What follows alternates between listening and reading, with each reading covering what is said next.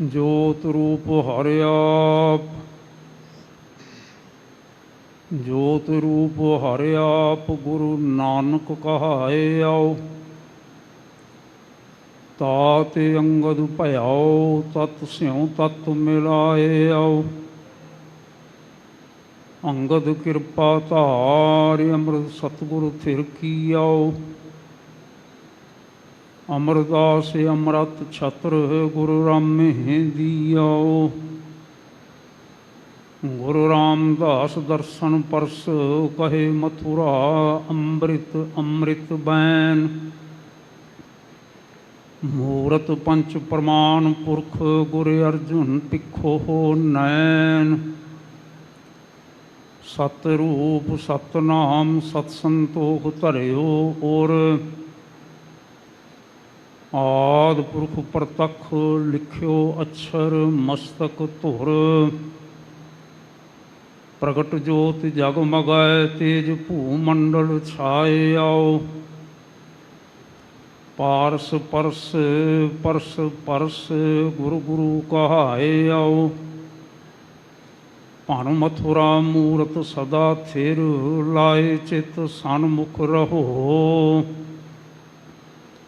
कर जुग जहाज अर्जुन गुरु, सगल सृष्ट लग बेतर हो।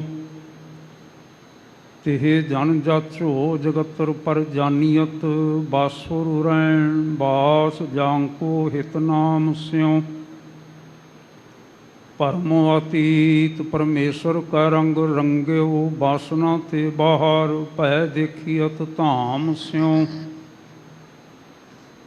अपर परम्पर पुरख स्यों प्रेम लाग्यो, बिन भगवंत रस नाही और काम स्यों। मथुरा को प्रभु श्रभमय अर्जुन गुर, भगति कै हेत पाए रहे मिल राम स्यों। अंत न पावत देव सबै मोने, इंद्र महासेव जोग करी। फुन वेद बेरंच विचार रहियो, हरि जाप न छाड्यो एक करी। मथुरा जन को प्रभ दीन दयाल है, संगत सृष्टि निहाल करी। रामदास गुरु जग तारण को, गुरु जोत अर्जुन माहे तरी। जग और न आए महातम मैं अवतार, उजागर आन कियो। तिनके दुख कोटिक दूर गए, मथुरा जिन अमृत नाम पियो। ये पद्धित ते मत चूके रे मन, भेद विभेद न जान बियो। प्रतक्ष हृदय गुरु अर्जुन कै, हर पूरण ब्रह्म निवास लियो। जब लो नहीं भाग लिलारि उदय, तब लो भ्रमते फिरते बहुत आए आओ। कल घोर समुद्र में बूढ़त थे, कबू मिट है नहीं रे पछुताए आओ। तत् विचार यह है मथुरा, जग तारण को अवतार बनाए आओ। जप्यो जिन अर्जुन देव गुरु, फिर संकट जोन गर्भ न आए आओ। कर समुद्र भय रूप प्रगट, हरि नाम उदाहरण। बसे संत जिस हृदय दुख दरिद्र निवारण। निर्मल भेखे अपार, तास बिन अवर न कोई। मान बाच जिन जाण्यो, भयाओ ते संसार सोई। धरण गगन नवखंड में, जोत स्वरूपी रहे पार।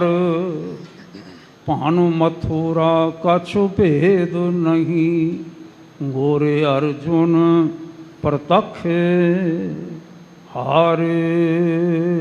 सो कहो टल गुरु सेविया, ऐनिस सहज सुपाय। दर्शन परसे गुरु का, जन्म मरण दुख जाय। दर्शन परसिया गुरु पै जन्म मरण दुख जाए। सतनाम श्री वाहिगुरु साहिब जी। श्लोक महला पंजवा। साजन तेरे चरण की होए रहा सद धूर। नानक सरन तुहारिया पेखो सदा हजूर। साजन तेरे चरण की होए रहा सद धूर। नानक सरन तुहारिया पेखो सदा हजूर। वाहिगुरु जी का खालसा वाहिगुरु जी की फतेह। होए रहा सद धूर होए रहा सद धूर होए रहा सद। सारे रसना पवित्र करो। होए रहा सद धूर होए रहा सद धूर होए रहा सद।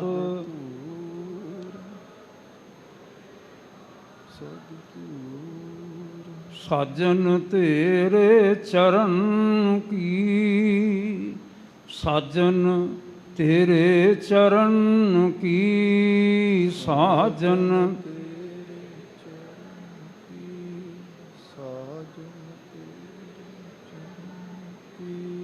साजन तेरे चरण की साजन तेरे चरण की साजन।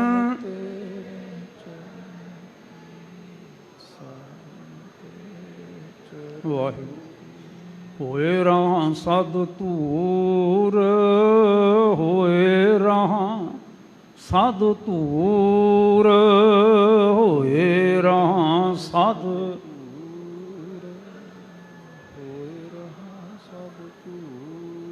होए रहा सद धूर होए रहा सद धूर होए रहा सद। वाह वाह। संगत जीओ, खंडां ब्रह्मंडां दे स्वामी श्री अकाल पुरख स्वरूप जुगो जुग अटल सतगुरु महाराज दसां पातशाहियां दी जोत श्री गुरु ग्रंथ साहिब जी। गुरु बाबा जी के पावन चरणों के जितने भी गुरसिख माई पाई इस वेले शरीर करके अति सुरती करके जुड़े बैठे बहुत पढ़े धन आप। गुरु पातशाह जी दियां अपार बख्शां दे पात्र जिन्होंने ये सुभाग प्राप्त होया। बहुत भला लगता है। अमृत वेले आप सारिया संगतां ने सचखंड श्री हरमंदर साहब विखे हाज़रियां भरियां। सरोवर विच पहला इशनान किया, फिर अंदर हाज़रियां भरदियां होया शब्द विच इशनान किया। आशा की वार कीर्तन ते होर बाणी का कीर्तन सरवण किया और फिर उद्यम किया समय दे नाल आण जुड़ बैठे। अज दे उस पावन पवित्र शब्द की विचार करन दे हित के गुरु पातशाह ने सानू की आख्या है। ਜਿਹੜਾ ਸਿੰਘ ਸਾਹਿਬ ਗਿਆਨੀ ਬਲਜੀਤ ਸਿੰਘ ਜੀ ਹੋਰਾਂ ਨੇ ਬੁਲੰਦ ਆਵਾਜ਼ ਵਿੱਚ ਸਾਨੂੰ ਸਵੇਰੇ ਸਰਵਣ ਕਰਵਾਇਆ ਹੈ। ਮੈਂ ਸਭਨਾਂ ਨੂੰ ਜੀ ਆਇਆਂ ਕਹਿੰਦਾ, ਔਰ ਮੈਂ ਸਭਨਾਂ ਮੁਖੀ ਸੱਜਣਾਂ ਦਾ, ਪ੍ਰਬੰਧਕ ਸੱਜਣਾਂ ਦਾ, ਮਾਣਯੋਗ ਸਿੰਘ ਸਾਹਿਬ ਹੋਰਾਂ ਦਾ, ਸਭਨਾਂ ਦਾ ਹਾਰਦਿਕ ਤੌਰ 'ਤੇ ਧੰਨਵਾਦ ਕਰਦਾ ਜਿਨ੍ਹਾਂ ਨੇ ਮੈਨੂੰ ਮਾਣ ਬਖਸ਼ਿਆ ਹੈ ਆਪ ਸੰਗਤਾਂ ਦੇ ਦਰਸ਼ਨ ਕਰਨ ਦਾ। ਕੱਲ੍ਹ ਦਾ ਭੱਟ ਮਿਲਾਪ ਦਿਵਸ ਜੋ ਸ਼੍ਰੋਮਣੀ ਗੁਰਦੁਆਰਾ ਪ੍ਰਬੰਧਕ ਕਮੇਟੀ ਵੱਲੋਂ ਮਨਾਇਆ ਜਾ ਰਿਹਾ ਹੈ, ਕੱਲ੍ਹ ਦਾ ਅਖੰਡ ਪਾਠ ਸਾਹਿਬ ਆਰੰਭ ਹੋਇਆ ਹੈ, ਭਲਕੇ ਭੋਗ ਪੈਣਗੇ। ਭੱਟ ਮਿਲਾਪ ਦਿਵਸ ਨੂੰ ਮੁੱਖ ਰੱਖਦਿਆਂ ਹੋਇਆਂ ਲੰਡਨ ਤੋਂ ਵੀ, ਇੱਥੇ ਲੁਧਿਆਣੇ ਤੋਂ ਵੀ, ਜਲੰਧਰ ਤੋਂ ਵੀ ਬਹੁਤ ਸਾਰੀਆਂ ਸੰਗਤਾਂ ਉਚੇਚੇ ਤੌਰ 'ਤੇ ਉਤਸ਼ਾਹ ਨਾਲ ਆਈਆਂ ਹੋਈਆਂ ਨੇ।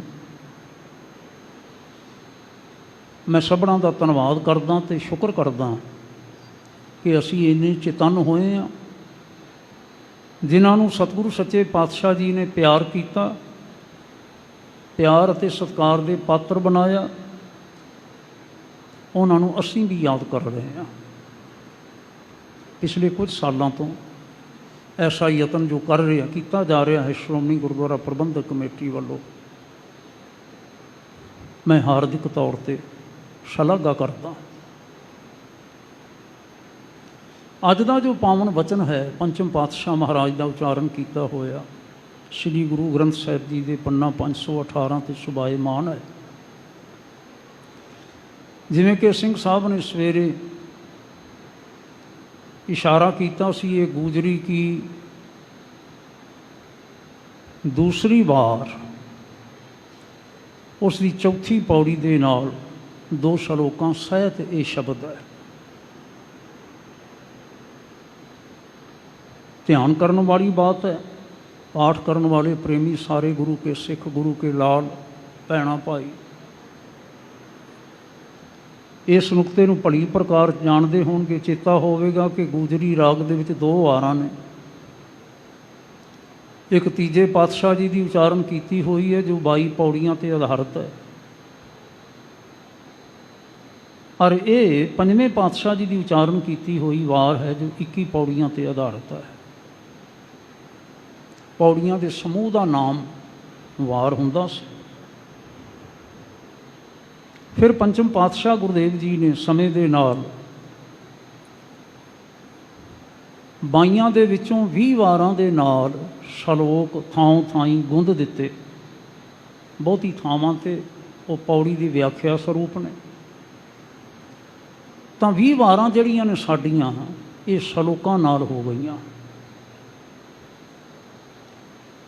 ਇਹ ਜਿਹੜੀ ਵਾਰ ਹੈ, ਪੌੜੀ ਹੈ ਜੋ ਚੌਥੀ, ਇਸ ਚੌਥੀ ਪੌੜੀ ਨਿਤ ਜਪੀਐ ਸਾਸ ਗਿਰਾਸ ਨਾਉ ਪਰਵਦਿਗਾਰ ਦਾ, ਜਿਸਨੂੰ ਕਰੇ ਰਹਿਮ ਤਿਸਨਾ ਵਿਸਾਰਦਾ, ਆਪ ਉਪਾਮਨ ਹਾਰ ਆਪੇ ਹੀ ਮਾਰਦਾ, ਸਭ ਕਿਛ ਜਾਣੈ ਜਾਣ ਬੁੱਝ ਵਿਚਾਰਦਾ, ਅਨਕ ਰੂਪ ਖਿਨ ਮਾਹੇ ਕੁਦਰਤ ਧਾਰਦਾ, ਜਿਸਨੂੰ ਲਾਏ ਸਚ ਤਿਸੈ ਉਧਾਰਦਾ, ਜਿਸ ਤੈ ਹੋਵੈ ਵਰ ਸੋ ਕਦੇ ਨਾ ਹਾਰਦਾ, ਸਦਾ ਅਭਾਗਤ ਦੀਵਾਨ ਹੈ ਹਉ ਤਿਸ ਨਮਸਕਾਰ ਦਾ। 8 ਪੰਕਤੀਆਂ 'ਤੇ ਆਧਾਰਿਤ ਇਹ ਪੌੜੀ ਹੈ। ਸਾਰੀ ਵਾਰ 21 ਪੌੜੀਆਂ ਵਿੱਚੋਂ ਸਿਰਫ ਇੱਕ ਪੌੜੀ ਹੈ ਜਿਸ ਦੀਆਂ 5 ਪੰਕਤੀਆਂ ਨੇ, ਬਾਕੀ ਸਾਰੀਆਂ ਪੌੜੀਆਂ ਦੀਆਂ 8-8 ਪੰਕਤੀਆਂ ਨੇ। ਔਰ ਇਸ ਵਾਰ ਦੀ ਇਹ ਸਾਹਿਤਕ ਤੌਰ 'ਤੇ ਬਹੁਤ ਵੱਡੀ ਖੂਬਸੂਰਤੀ ਹੈ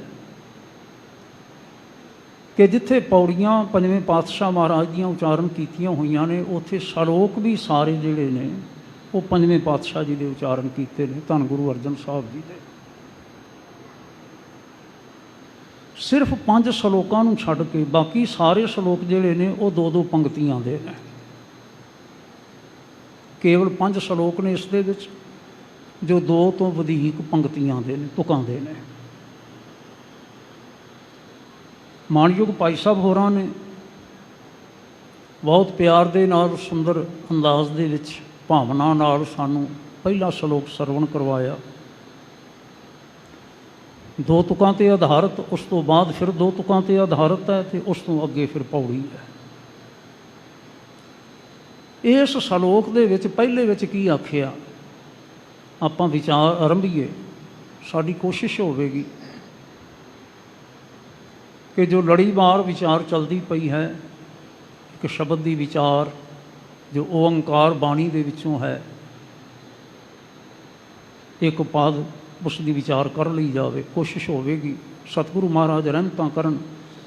ਕਈ ਵਾਰ ਇਤਿਹਾਸਕ ਵਿਚਾਰਾਂ ਕਰਨੀਆਂ ਜ਼ਰੂਰੀ ਹੁੰਦੀਆਂ ਨੇ ਦਿਹਾੜੇ ਨਾਲ ਸੰਬੰਧਿਤ, ਇਸ ਲਈ ਫਿਰ ਬਹੁਤਾ ਇਸ ਪਾਸੇ ਧਿਆਨ ਨਹੀਂ ਦਿੱਤਾ ਜਾ ਸਕਦਾ ਹੁੰਦਾ। ਖਿਮਾ ਕਰਨਾ। ਗੁਰੂ ਰੂਪ ਸੰਗਤਾਂ ਆਪ ਸਾਰੀਆਂ ਜਾਣਦੀਆਂ। ਤੋ ਮੈਂ ਮਾਨਯੋਗ ਭਾਈ ਸਾਹਿਬ ਹੋਰਾਂ ਨੂੰ ਬੇਨਤੀ ਕਰਾਂਗਾ, ਨਿਮਰਤਾ ਸਹਿਤ ਕਿਰਪਾ ਕਰੋ, ਸਾਨੂੰ ਇੱਕ ਵਾਰ ਫਿਰ ਸ਼ਲੋਕ ਦਾ ਪਾਠ ਸਰਵਣ ਕਰਵਾਓ। ਅਰੇ ਆਪਾਂ ਸਾਰੇ ਗੁਰੂ ਕੀ ਭੈ ਭਾਵਨੀ ਦੇ ਵਿੱਚ ਨਿਮਰਤਾ ਦੇ ਨਾਲ ਇਹਨਾਂ ਸ਼ਲੋਕਾਂ ਦੀ ਵਿਚਾਰ ਕਰਨ ਦਾ ਯਤਨ ਕਰੀਏ। ਸਮੂਹ ਗੁਰਸਿੱਖ ਮਾਈ ਪਾਈ ਰਸਨਾ ਪਵਿੱਤਰ ਕਰਦਿਆਂ ਹੋਇਆਂ ਬੋਲੋ ਜੀ ਵਾਹਿਗੁਰੂ, ਬੋਲੋ ਜੀ ਵਾਹਿਗੁਰੂ, ਬੋਲੋ ਜੀ ਸਤਨਾਮ ਸ੍ਰੀ ਵਾਹਿਗੁਰੂ ਸਾਹਿਬ ਜੀ। ਸ਼ਲੋਕ ਮਹੱਲਾ ਪੰਜਵਾਂ। ਸਾਜਨ ਤੇਰੇ ਚਰਨ ਕੀ ਹੋਏ ਰਹਾ ਸਦ ਧੂਰ। हे सज्जन जी, हे मेरे प्यारे जी। सज्जन आख्या गया परमेश्वर ਨੂੰ, ਕਰਤਾਰ ਨੂੰ। ਸੱਜਣ ਨਾਮ ਸਖਾ ਦਾ ਬੇਲੀ ਨੂੰ ਵੀ ਆਖਿਆ ਜਾਂਦਾ ਹੈ, ਸੱਜਣ ਨਾਮ ਪਿਆਰੇ ਨੂੰ ਵੀ ਆਖਿਆ ਜਾਂਦਾ ਹੈ, ਸੱਜਣ ਪ੍ਰੀਤਮ ਨੂੰ ਵੀ ਆਖਿਆ ਜਾਂਦਾ ਹੈ। ਕਈ ਦਫਾ ਐਸਾ ਸਾਹਮਣੇ ਆਉਂਦਾ ਹੈ, ਸ਼ਬਦ ਭਾਵੇਂ ਵੱਖਰੇ ਵੱਖਰੇ ਹੁੰਦੇ ਨੇ, ਉਹਨਾਂ ਦੀਆਂ ਸ਼ੇਡਸ ਵੀ ਥੋੜ੍ਹੀਆਂ ਥੋੜ੍ਹੀਆਂ ਵੱਖਰੀਆਂ ਹੁੰਦੀਆਂ ਨੇ, ਡਿਫਰੈਂਟ ਹੁੰਦੀਆਂ ਨੇ, ਪਰ ਭਾਵ ਉਹਨਾਂ ਸਾਰਿਆਂ ਦਾ ਇੱਕ ਹੀ ਹੈ। ਹਜ਼ੂਰ ਜੀ ਇੱਥੇ ਨਾ ਬੇਨਤੀ ਕਰਦੇ ਨੇ, ਸਾਜਨ ਤੇਰੇ ਚਰਨ ਕੀ, ਤੁਹਾਡੇ ਚਰਨਾਂ ਦੀ ਹੋਏ ਰਹਾ ਸਦ ਧੂੜ। ਮੈਂ ਸਦਾ ਤੁਹਾਡੇ ਚਰਨਾਂ ਦੀ ਧੂੜ ਹੋਇਆ ਰਹਾ। ਧਿਆਨ ਰੱਖਿਓ ਜੀ, ਅਕਸਰ ਨਾ ਧੂੜ ਮੰਗਣ ਦੀ ਗੱਲ ਚੱਲਦੀ ਹੈ, ਧੂੜ ਮਸਤਕ 'ਤੇ ਲਾਉਣ ਦੀ ਗੱਲ ਚੱਲਦੀ ਹੈ। ਗੁਰੂ ਕੇ ਚਰਨ ਧੂੜ, ਗੁਰਮੁਖ ਸਿੱਖਾਂ ਦੀ ਚਰਨ ਧੂੜ, ਸਾਧੂਆਂ ਦੀ ਚਰਨ ਧੂੜ। ਪਰ ਇਸ ਸ਼ਬਦ ਵਿੱਚ ਜਿਵੇਂ ਹੋਰ ਵੀ ਕਈ ਥਾਵਾਂ 'ਤੇ ਹੈ, ਕੁਝ ਥਾਵਾਂ 'ਤੇ ਹੈ, ਸੱਜਣ ਜੀ ਮੈਂ ਚਾਹੁੰਦਾ ਹਾਂ ਕਿ ਮੈਂ ਤੁਹਾਡੇ ਚਰਨਾਂ ਦੀ ਧੂੜ ਬਣ ਜਾਵਾਂ, ਤੁਹਾਡੇ ਚਰਨਾਂ ਦੀ ਮੈਂ ਧੂੜੀ ਬਣ ਜਾਵਾਂ। ਔਰ ਜੀ ਪੜੋ। ਸਾਜਨ ਤੇਰੇ ਚਰਨ ਕੀ ਹੋਏ ਰਹਾ ਸਦ ਧੂਰ। ਨਾਨਕ ਸਰਨ ਤੁਹਾਰੀਆ ਪੇਖੋ ਸਦਾ ਹਜੂਰ। ਜਦੋਂ ਮੈਂ ਤੁਹਾਡੇ ਚਰਨਾਂ ਦੇ ਨਾਲ ਸਦਾ ਧੂੜ ਰੂਪ ਦੇ ਵਿੱਚ ਜੁੜਿਆ ਹੋਵਾਂ ਤਾਂ ਮੈਂ ਤੁਹਾਡੇ ਚਰਨਾਂ ਦੀ ਸ਼ਰਨ ਰਹਾਂ। ਚਰਨਾਂ ਦੀ ਸ਼ਰਨ ਰਹਿਣ ਤੋਂ ਮੇਰੀ ਇਹ ਪ੍ਰਾਪਤੀ ਹੋਵੇ ਕਿ ਪੇਖੋਂ ਸਦਾ ਹਜੂਰ, ਮੈਂ ਸਦਾ ਮੌਜੂਦ ਹੋ ਕੇ ਤੁਹਾਡੇ ਚਰਨਾਂ ਵਿੱਚ ਮੌਜੂਦ ਹੋ ਕੇ, ਤੁਹਾਡੀ ਹਜ਼ੂਰੀ ਵਿੱਚ ਹੋ ਕੇ ਮੈਂ ਸਦਾ ਤੁਹਾਡੇ ਦਰਸ਼ਨ ਕਰਦਾ ਰਹਾਂ।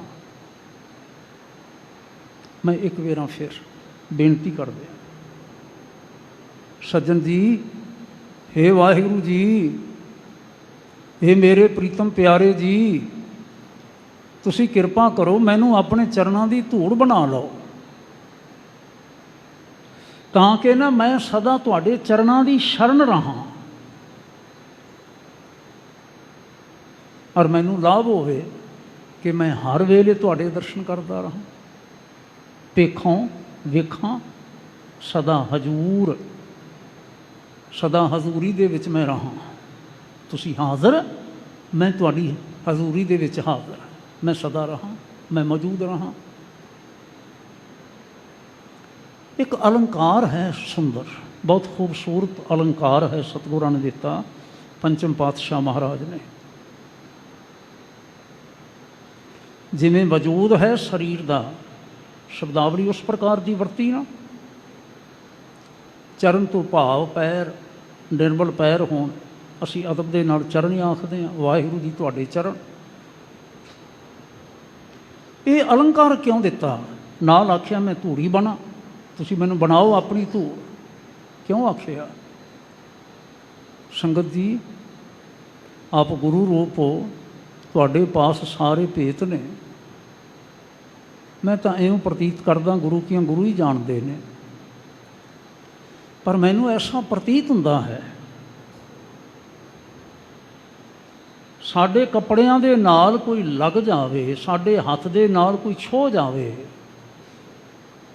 ਕੋਈ ਵੀ ਵਜੂਦ ਕਿਸੇ ਰੂਪ ਦੇ ਵਿੱਚ ਵੀ, ਉਹ ਛੇਤੀ ਜੁਦਾ ਹੋ ਸਕਦਾ, ਅਲੱਗ ਹੋ ਸਕਦਾ ਹੈ।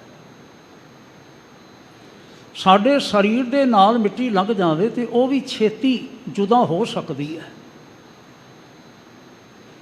ਲੇਕਿਨ ਜਿਹੜੀ ਧੂੜ ਬਣ ਕੇ ਸਾਡੇ ਪੈਰਾਂ ਦੇ ਥੱਲੇ ਲੱਗ ਜਾਂਦੀ ਹੈ ਨਾ, ਉਹ ਛੇਤੀ ਜੁਦਾ ਨਹੀਂ ਹੁੰਦੀ।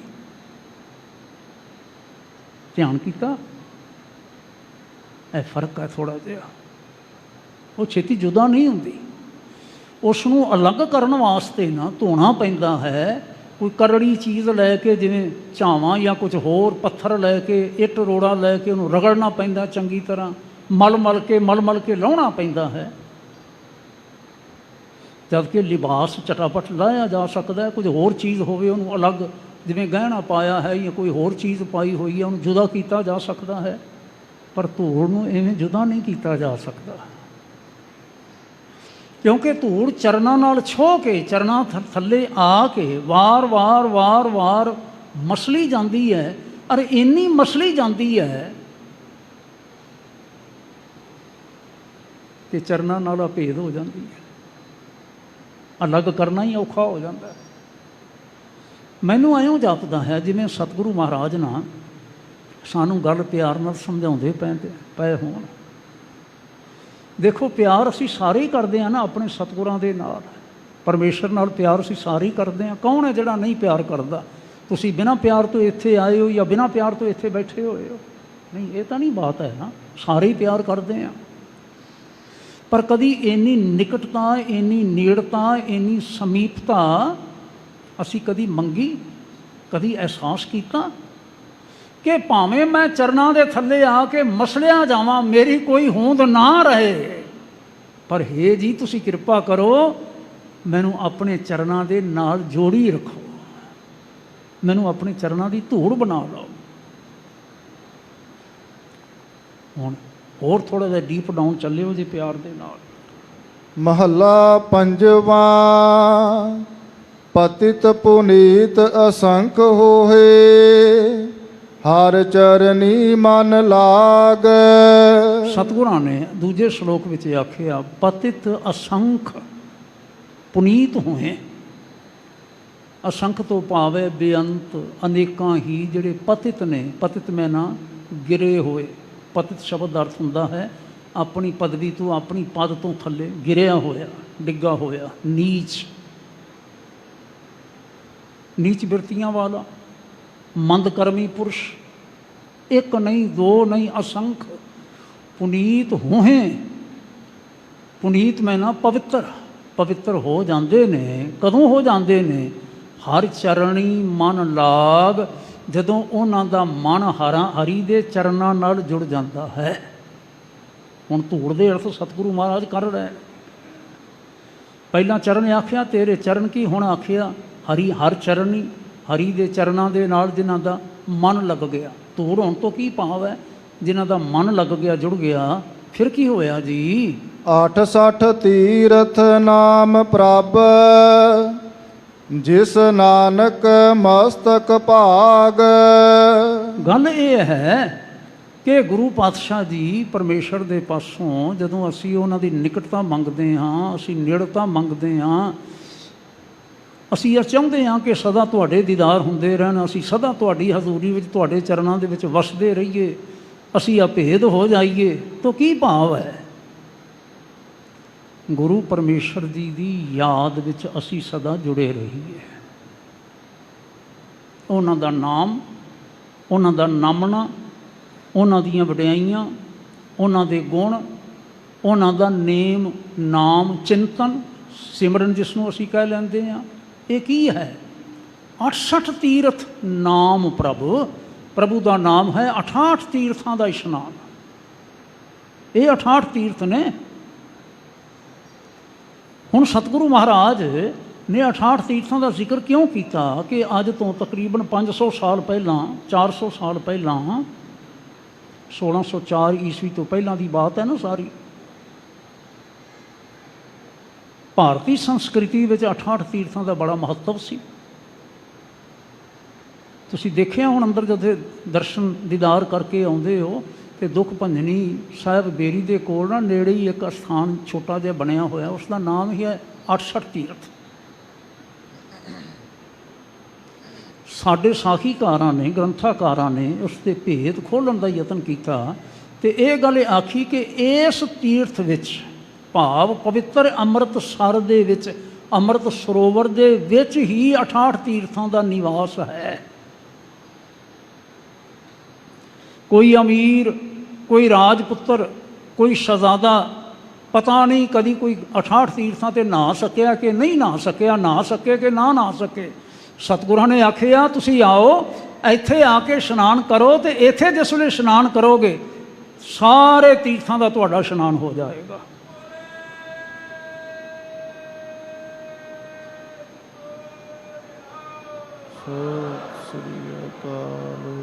ਗੱਲ ਸਮਝਾਉਣ ਦਾ ਇੱਕ ਯਤਨ ਸੀ, ਗੱਲ ਨੂੰ ਮੋੜ ਦੇਣ ਦਾ ਇੱਕ ਯਤਨ ਸੀ। ਸਾਨੂੰ ਅੱਜ ਵੀ ਧਿਆਨ ਕਰਨਾ ਚਾਹੀਦਾ। ਦੇਖੋ ਮੋੜ ਦਿੱਤਾ।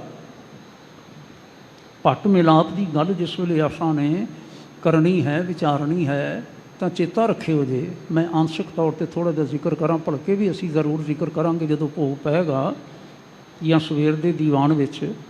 ਪਰ ਕੱਲ੍ਹ ਨਾ ਜਥੇਦਾਰ ਅਕਾਲੀ ਫੂਲਾ ਸਿੰਘ ਜੀ ਹੋਣੀ,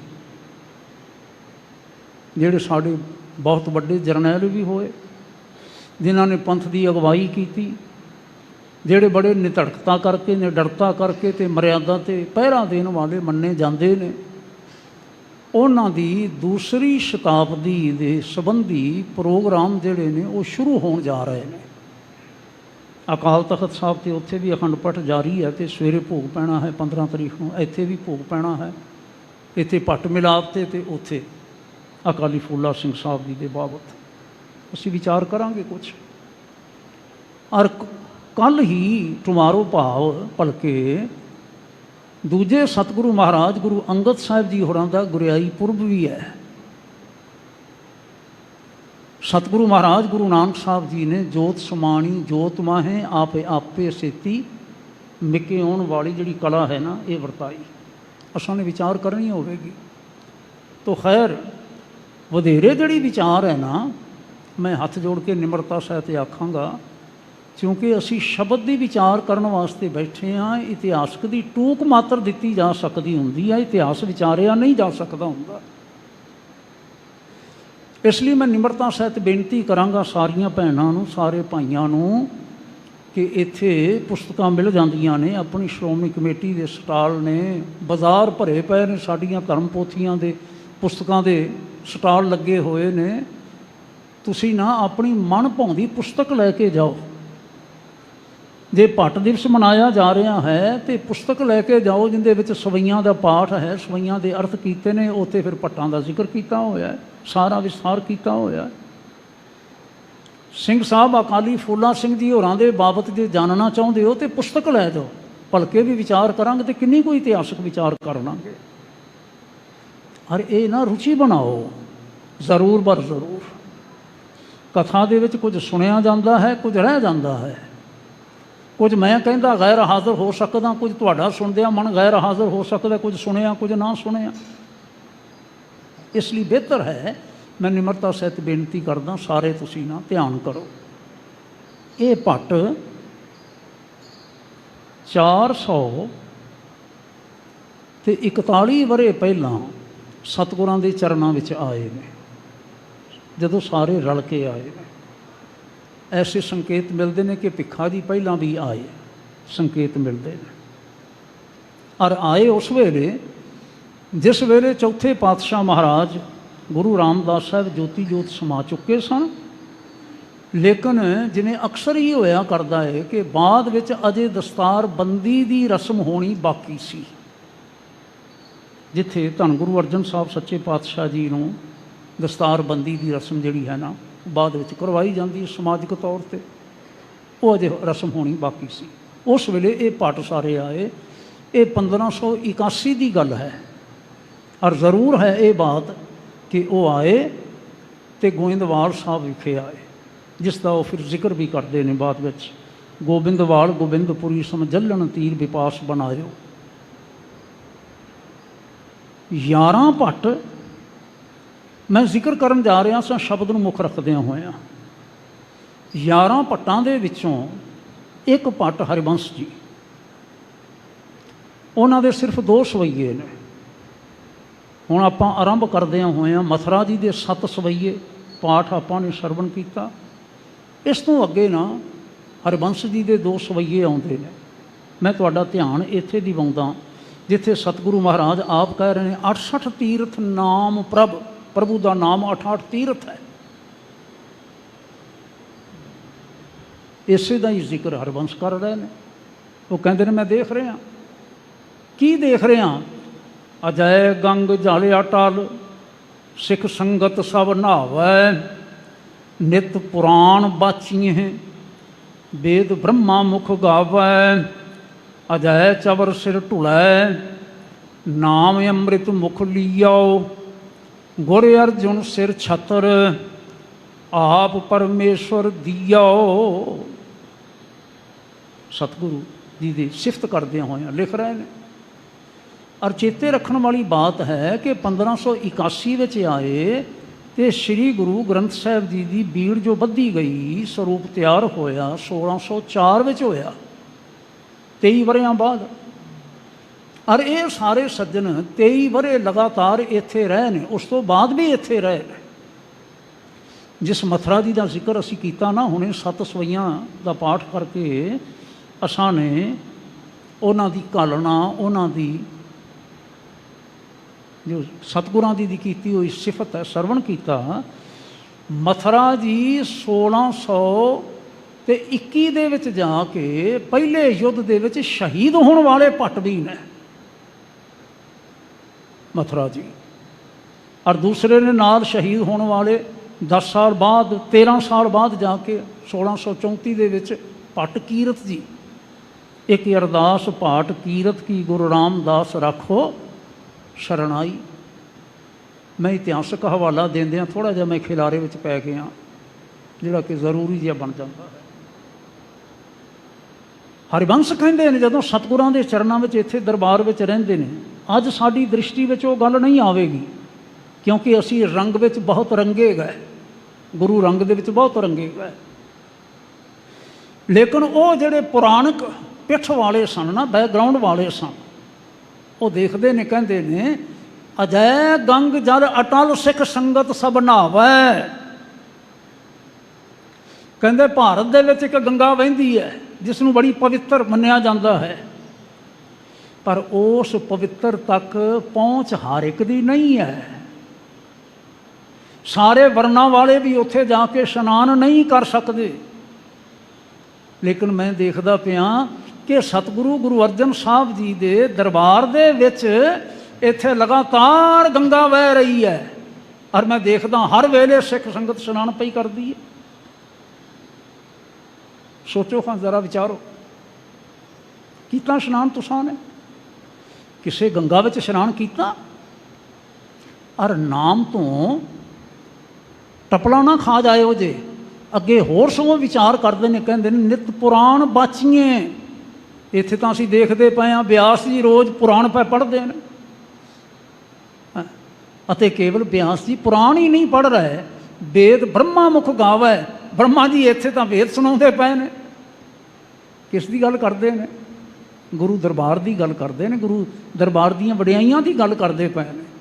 ਹੁਣ ਕਿਹੜੇ ਵੇਦ ਦੀ ਗੱਲ ਚੱਲ ਰਹੀ ਹੈ, ਕਿਹੜੇ ਪੁਰਾਣ ਦੀ ਗੱਲ ਚੱਲ ਰਹੀ ਹੈ, ਕਿਹੜੀ ਗੰਗਾ ਦੀ ਗੱਲ ਚੱਲ ਰਹੀ ਹੈ? ਸ਼ਬਦ ਰੂਪੀ ਪੁਰਾਣ, ਸ਼ਬਦ ਰੂਪੀ ਵੇਦ, ਸ਼ਬਦ ਰੂਪੀ ਗੰਗਾ।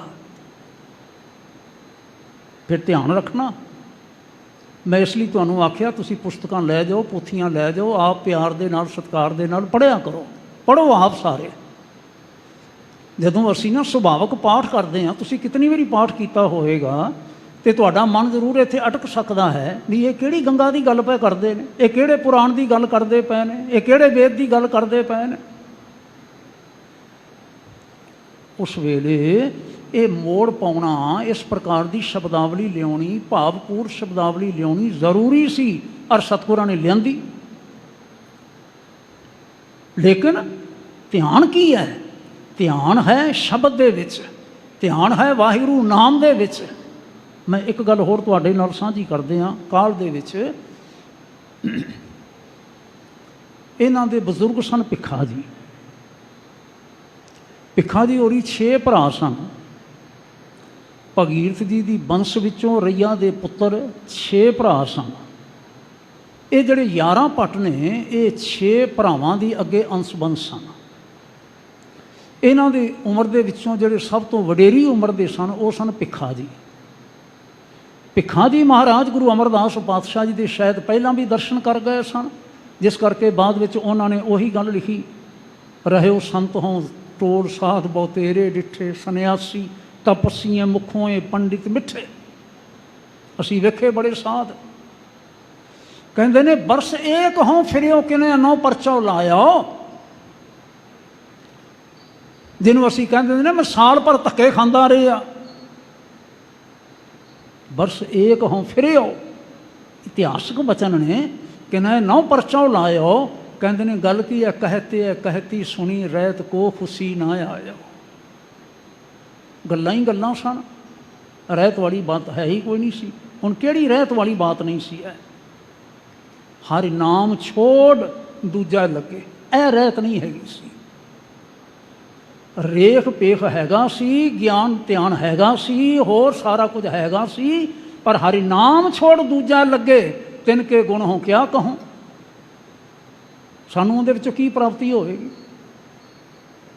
ਕਹਿੰਦੇ ਨੇ ਮੈਂ ਇੱਥੇ ਆਇਆ ਨਾ ਜਿਸ ਵੇਲੇ, ਤੇ ਹੁਣ ਮੈਂ ਦੇਖ ਰਿਹਾ ਗੁਰ ਗਿਆਨ ਯਾਰ ਧਿਆਨ ਤਤ ਸਿਉ ਤਤ ਮਿਲਾਵੈ, ਸੱਚ ਸੱਚ ਜਾਣੀਐ ਇੱਕ ਚਿੱਤਹਿ ਲਿਵ ਲਾਵੈ, ਕਾਮ ਕ੍ਰੋਧ ਵਸ ਕਰੈ ਪਵਨ ਉਡੰਤ ਨਾ ਧਾਵੈ, ਨਿਰੰਕਾਰ ਕੈ ਬਸੈ ਦੇਸ ਹੁਕਮ ਬੁੱਝ ਵਿਚਾਰ ਪਾਵੈ।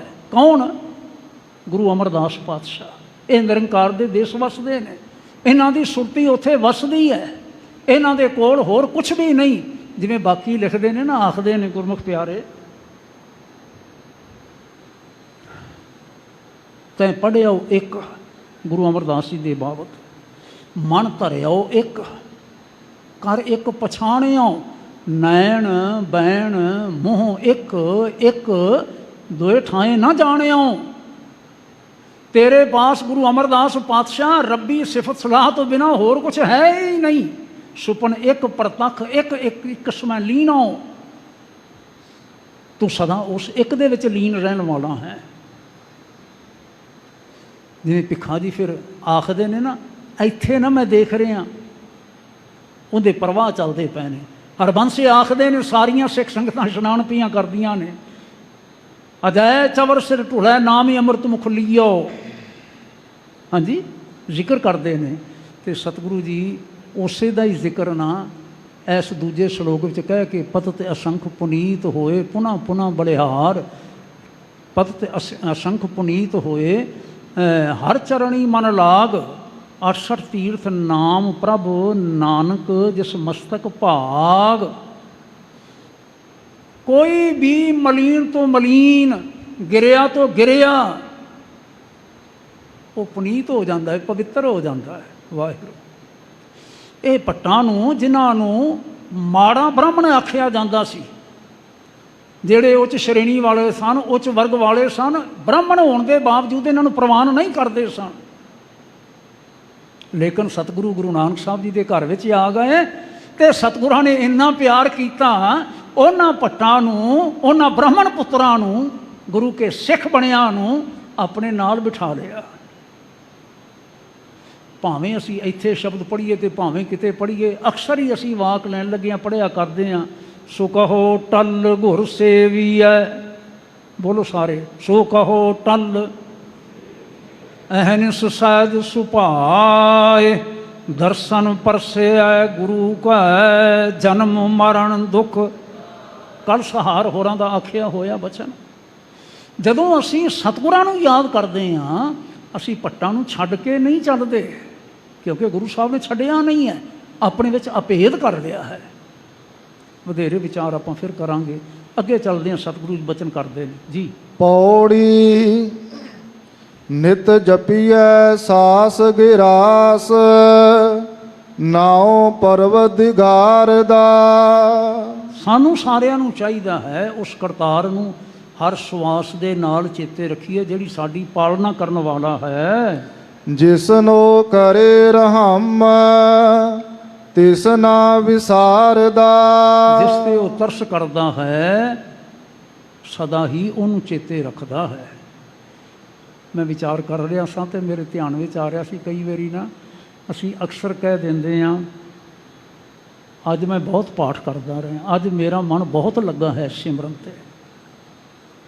ਸਿਆਣਾ ਕੋਲੋਂ ਬੋਲਦਾ ਗੁਰੂ ਕਾ ਸਿੱਖ, ਕਹਿੰਦੇ ਨੇ ਇਉਂ ਨਾ ਆਖ ਤੂੰ, ਇਉਂ ਆਖ ਅੱਜ ਵਾਹਿਗੁਰੂ ਜੀ ਨੇ ਤੁਹਾਨੂੰ ਬੜਾ ਚੇਤੇ ਕੀਤਾ ਹੈ, ਅੱਜ ਵਾਹਿਗੁਰੂ ਜੀ ਨੇ ਤੁਹਾਡੇ ਨਾਲ ਬੜਾ ਪਿਆਰ ਕੀਤਾ ਹੈ। ਕਹਿੰਦੇ ਨੇ ਤੂੰ ਉਦੋਂ ਚੇਤੇ ਕਰਦਾ ਜਦੋਂ ਤੈਨੂੰ ਉਹ ਚੇਤੇ ਕਰਦਾ ਹੈ। ਔਰ ਅੱਜ ਫਿਰ ਸਤਿਗੁਰਾਂ ਨੇ ਇੱਥੇ ਆਖਿਆ, ਜਿਸ ਨੂੰ ਕਰੇ ਰਹਿਮ ਤਿਸਨਾ ਵਿਸਾਰਦਾ, ਕਦੀ ਭੁਲਾਉਂਦਾ ਨਹੀਂ ਪਰਮੇਸ਼ਰ। ਆਪ ਉਪਾਵਨਹਾਰ ਆਪੇ ਹੀ ਮਾਰਦਾ, ਉਹ ਕੇਵਲ ਆਪ ਹੈ ਜੋ ਪੈਦਾ ਕਰਨ ਵਾਲਾ ਹੈ, ਉਹ ਆਪ ਹੈ ਜੋ ਸਾਰਿਆਂ ਦਾ ਲੇਖਾ ਕਰਨ ਵਾਲਾ ਹੈ। ਸਭ ਕਿਛ ਜਾਣ ਜਾਣ ਬੁੱਝ ਵਿਚਾਰਦਾ, ਉਹ ਸਾਰਿਆਂ ਦੇ ਬਾਬਤ ਜਾਣਦਾ ਹੈ, ਸਭ ਕੁਝ ਜਾਣਦਾ ਹੈ, ਸਭ ਕੁਝ ਸਮਝਦਾ ਹੈ। ਉਹ ਸ਼ਕਤੀ, ਉਹ ਪਰਮੇਸ਼ਰ, ਉਸ ਦੀ ਸ਼ਕਤੀ ਦੇ ਬਾਬਤ ਨਾਲ ਨਾਲ ਬੋਧ ਕਰਵਾਇਆ ਗਿਆ, ਜਿਸ ਦਾ ਸਿਮਰਨ ਕਰਨ ਲਈ ਪ੍ਰੇਰਣਾ ਕੀਤੀ ਗਈ ਜੀ। ਅਨੇਕ ਰੂਪ ਖਿਨ ਮਾਹੇ ਕੁਦਰਤ ਧਾਰਦਾ, ਉਹ ਛਿਣ ਦੇ ਵਿੱਚ ਆਪਣੀ ਸ਼ਕਤੀ ਵਰਤਾ ਕੇ ਅਨੇਕਾਂ ਰੂਪਾਂ ਦੇ ਵਿੱਚ ਖੇਲ ਕਰਦਾ ਹੈ, ਕੌਤਕ ਕਰ ਸਕਦਾ ਹੈ। ਜਿਸਨੋ ਲਾਏ ਸੱਚ ਤਿਸ ਹੈ ਉਧਾਰਦਾ, ਔਰ ਜਿਸ ਨੂੰ ਆਪਣੇ ਚਰਨਾਂ ਨਾਲ ਜੋੜਦਾ ਹੈ, ਜੋੜ ਲੈਂਦਾ ਹੈ, ਉਸ ਦਾ ਉਧਾਰ ਕਰ ਦਿੰਦਾ ਹੈ। ਜਿਸ ਦਾ ਹੋਵੇ ਵੱਲ ਸੋ ਕਦੇ ਨਾ ਹਾਰਦਾ, ਚੇਤਾ ਰੱਖਿਓ ਜੇ ਪਰਮੇਸ਼ਰ ਕਰਤਾਰ ਇੰਨਾ ਸਮਰੱਥ ਹੈ, ਜਿਸ ਦਾ ਹੋਵੇ ਵੱਲ ਸੋ ਕਦੇ ਨਾ ਹਾਰਦਾ। ਜਾਮ ਗੁਰੂ ਹੋਏ ਵੱਲ ਤਨੇ ਕਿਆ ਗਾਰਵ ਦੀਜੈ, ਜਾਮ ਗੁਰੂ ਹੋਏ ਵੱਲ, ਹਾਂਜੀ ਫਿਰ ਭਲਾ ਲੱਖ ਬਾਹੇ ਕਿਆ ਕੀਜੈ, ਕੁਛ ਨਹੀਂ ਕੋਈ ਵਿਗਾੜ ਸਕਦਾ ਜੀ। ਸਦਾ ਅਭਾਗ ਦੀ ਬਾਨ ਹੈ ਹਉ ਤਿਸ ਨਮਸਕਾਰ ਦਾ। ਸਤਿਗੁਰੂ ਮਹਾਰਾਜ ਸ਼ਬਦ ਸੰਪੂਰਨ ਕਰਦਿਆਂ ਹੋਇਆਂ ਕਹਿੰਦੇ ਨੇ, ਸਦਾ ਅਭਾਗ ਦੀ ਬਾਨ ਹੈ, ਉਸ ਦਾ ਦੀਵਾਨ, ਉਸ ਦਾ ਦਰਬਾਰ, ਉਸ ਦਾ ਨਿਆਉ, ਜਿਵੇਂ ਆਖਾਂ ਉਸ ਦਾ ਸਾਰਾ ਕੁਛ ਹੀ, ਉਸ ਦਾ ਪਿਆਰ ਅਪੱਗ ਹੈ, ਕਦੀ ਟੁੱਟਣ ਵਾਲਾ ਨਹੀਂ, ਕਦੀ ਖੰਡਨ ਹੋਣ ਵਾਲਾ ਨਹੀਂ। ਮੈਂ ਉਸ ਨੂੰ ਸਦਾ ਨਮਸਕਾਰ ਕਰਦਾ ਹਾਂ ਤੇ ਤੁਸੀਂ ਸਦਾ ਪਿਆਰਿਓ ਉਹਨੂੰ ਚੇਤੇ ਰੱਖਿਆ ਕਰੋ। ਨਿਤ ਜਪੀਐ ਸਾਸ ਗਿਰਾਸ, ਨਾਉ ਪਰਵਦ ਗਾਰ ਦਾ, ਤੇ ਮੰਗ ਕਰਦੇ ਰਿਹਾ ਕਰੋ, ਸਾਜਣ ਤੇਰੇ ਚਰਨ ਕੀ ਹੋਏ ਰਹਾ ਸਦ ਧੂਰ। ਲੜੀਵਾਰ ਜੋ ਵਿਚਾਰ ਕਰਨ ਦੇ ਬਾਬਤ ਆਪਾਂ ਨੇ ਵਿਚਾਰ ਕੀਤੀ ਸੀ, ਇਹ 44ਵਾਂ ਪਦ ਹੈ ਰਾਮਕਲੀ ਰਾਗ ਦੇ ਵਿੱਚ। ਓੰਕਾਰ ਨਾਮੀ ਪਵਿੱਤਰ ਬਾਣੀ ਜੋ ਰਾਮਕਲੀ ਦੱਖਣੀ ਰਾਗ ਦੇ ਵਿੱਚ ਆਖੀ ਸਤਿਗੁਰੂ ਜੀ ਨੇ, ਗੁਰੂ ਨਾਨਕ ਸਾਹਿਬ ਜੀ ਨੇ, ਉਸ ਦਾ 44ਵਾਂ ਜਿਹੜਾ ਪਦ ਹੈ, ਸਮੇਂ ਅਨੁਸਾਰ ਆਪਾਂ ਉਸ ਦੇ ਅਖਰੀ ਅਰਥ ਕਰੀਏ ਜੀ। ਰਾਣਾ ਰਾਓ ਨਾ ਕੋ ਰਹੈ, ਰੰਗ ਨ ਤੁੰਗ ਫਕੀਰ। ਸਦਾ ਚੇਤੇ ਰੱਖਿਓ ਜੇ ਸੰਸਾਰ ਵਿੱਚ ਜੋ ਵੀ ਆਇਆ ਹੈ ਉਸਨੇ ਜਾਣਾ ਹੈ, ਨਾ ਕੋਈ ਰਾਜਾ, ਨਾ ਕੋਈ ਰੰਗ। ਰੰਗ ਆਖਾ ਹੈ ਰੰਕ, ਰੰਕ ਕਹਿੰਦੇ ਨੇ ਕੰਗਾਲ ਨੂੰ। ਗਰੀਬ ਦੇ ਪਾਸ ਹੁੰਦਾ ਹੈ ਔਖੇ ਸੌਖੇ ਰੋਟੀ ਖਾਣੀ, ਔਖੇ ਸੌਖੇ ਲਿਬਾਸ ਪ੍ਰਾਪਤ ਕਰਨਾ। ਰੰਕ ਹੁੰਦਾ ਹੈ ਜਿਹੜਾ ਵਿਚਾਰਾ ਨੰਗ ਧੜੰਗਾ ਹੈ ਤੇ ਢਿੱਡੋਂ ਭੁੱਖਾ ਹੈ, ਨਾ ਜਿਸ ਦੇ ਕੋਲ ਪਹਿਨਣ ਲਈ ਹੈ, ਨਾ ਜਿਸ ਦੇ ਪਾਸ ਖਾਣ ਲਈ ਹੈ, ਨਾ ਜਿਸ ਦੇ ਸਿਰ ਤੇ ਛੱਤ ਹੈ, ਉਹਨੂੰ ਰੰਕ ਆਖਿਆ ਗਿਆ। ਤੁੰਗ ਆਖਿਆ ਗਿਆ ਉੱਚੀ ਅਵਸਥਾ ਵਾਲਾ, ਅਮੀਰੀ ਵਾਲਾ, ਫਕੀਰ, ਮੰਗਤਾ। ਪਾਤਸ਼ਾਹ ਜੀ ਨੇ ਸਾਰਿਆਂ ਦਾ ਜ਼ਿਕਰ ਕਰਦਿਆਂ ਹੋਇਆਂ ਆਖਿਆ ਜਿਤਨੇ ਵੀ ਇਸ ਸੰਸਾਰ ਵਿੱਚ ਆਉਂਦੇ ਨੇ, ਵਾਰੀ ਆਪੋ ਆਪਣੀ ਕੋਈ ਨਾ ਬੰਦਾ ਧੀਰ। ਕੋਈ ਕਿਸੇ ਨੂੰ ਹੌਸਲਾ ਦੇਣ ਵਾਲਾ ਨਹੀਂ ਵੀ ਫਿਕਰ ਨਾ ਕਰ, ਫਿਕਰ ਨਾ ਕਰ। ਉਹ ਫਿਕਰ ਨਾ ਕਰਨ ਵਾਲੀ ਕਿਹੜੀ ਗੱਲ ਹੈ? ਅਸੀਂ ਐਵੇਂ ਗੱਲਾਂ ਬਣਾਈਆਂ, ਬੜਾ ਅਫਸੋਸ ਹੋਇਆ। ਪਾਤਸ਼ਾਹ ਕਹਿੰਦੇ ਨੇ ਅਫਸੋਸ ਤੂੰ ਬੈਠਾ ਰਹਿਣਾ, ਤੂੰ ਹੌਸਲਾ ਦਿੰਦਾ ਹੈ, ਤੂੰ ਬੈਠੇ ਰਹਿਣਾ है। कमर बांधे हुए यहाँ सब यार बैठे हैं, बहुत आगे गए, बाकी जो हैं तैयार बैठे हैं। टिकन वाला तो कोई भी नहीं। वारी आपो अपनी कोई ना बंद है धीर। ਰਾਹ ਬੁਰਾ ਪਿਹਾਵਲਾ ਸਰ ਡੂਗਰ ਅਸਗਾਹ। ਜੀ ਮਹਾਰਾਜ ਕਹਿੰਦੇ ਨੇ, ਚੇਤਾ ਕਰਾਉਂਦੇ ਨੇ, ਕਹਿੰਦੇ ਨੇ ਯਾਦ ਰੱਖਿਓ ਜੀ ਜ਼ਿੰਦਗੀ ਦਾ ਰਸਤਾ ਸੌਖਾ ਨਹੀਂ ਹੈ। ਇਹ ਸਮੁੰਦਰਾਂ ਦੇ ਵਾਂਗੂ ਬਹੁਤ ਡੂੰਘਾ ਹੈ, ਪਹਾੜਾਂ ਦੇ ਵਾਂਗੂ ਬਹੁਤ ਉਚਾਈਆਂ ਵਾਲਾ ਹੈ ਅਤੇ ਬੇਅੰਤ ਹੈ, ਮੁਸ਼ਕਲਾਂ ਨਾਲ ਭਰਿਆ ਹੋਇਆ। ਮੈਂ ਤਨ ਆਵਗਨ ਝੁਰਮੁਈ ਵਿਨ ਗੁਣ ਕਿਉਂ ਘਰ ਜਾਹ। ਸਤਿਗੁਰੂ ਗੁਰੂ ਨਾਨਕ ਸਾਹਿਬ ਕਹਿੰਦੇ ਨੇ, ਯਾਦ ਕਰਿਓ ਜੇ ਆਪਣੇ ਅੰਦਰ ਝਾਤੀ ਪਾ ਕੇ ਕਿ ਅਸੀਂ ਇੰਨੀਆਂ ਗਹਿਰਾਈਆਂ ਨੂੰ ਲੰਘ ਸਕਦੇ ਹਾਂ, ਇੰਨੀਆਂ ਉਚਾਈਆਂ ਨੂੰ ਪਾਰ ਕਰ ਸਕਦੇ ਹਾਂ, ਇੰਨੀ ਭਿਆਨਕਤਾ ਪਿਹਾਵਲੇ ਨੂੰ ਅਸੀਂ ਲੰਘ ਸਕਦੇ ਹਾਂ। ਸਾਡੇ ਕੋਲ ਗੁਣ ਤਾਂ ਹੈਗੇ ਕੋਈ ਨਹੀਂ, ਕੀ ਕਰਾਂ ਮੈਂ ਜੀ।